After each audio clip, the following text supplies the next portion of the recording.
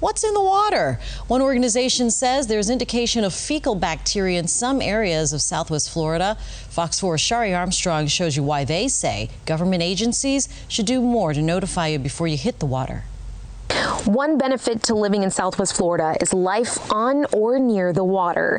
And while we often think of beaches when we think of Florida, one organization says more needs to be done so you know what's in some of our other waterways. There should be signs there warning the public of that.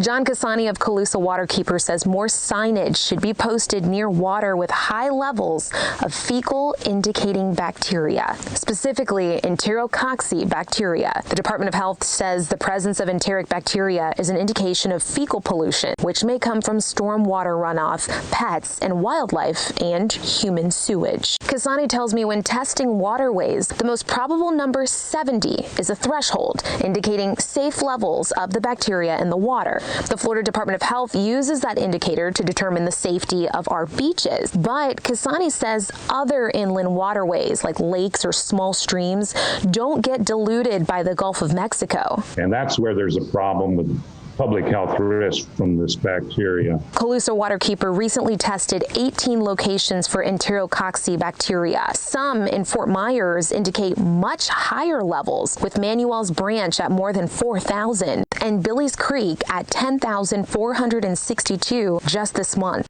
Last month, the city said the creek was tested and there'd be no trace of human waste, but Casani says his team traced their own findings and their results show that there is human influence in some of that bacteria. Casani says signage like this one that's now up near Billy's Creek should be placed near other waterways with elevated concentrations of the bacteria too, like Tropical Point Park in St. James City, where people sometimes go to wade or launch a kayak. We reached out to Lee County today. In a statement, they said, quote, test results give a snapshot of conditions at the time that the test is taken. Bacteria can come from a number of sources, including human contributions caused by deteriorated or obsolete septic systems. Other sources can include bird or animal waste and stormwater runoff.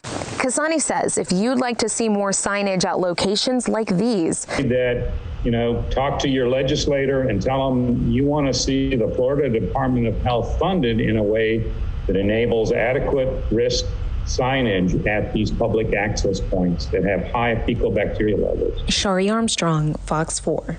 And you can read more from Calusa Waterkeepers and find our coverage on Billy's Creek when you head to fox4now.com.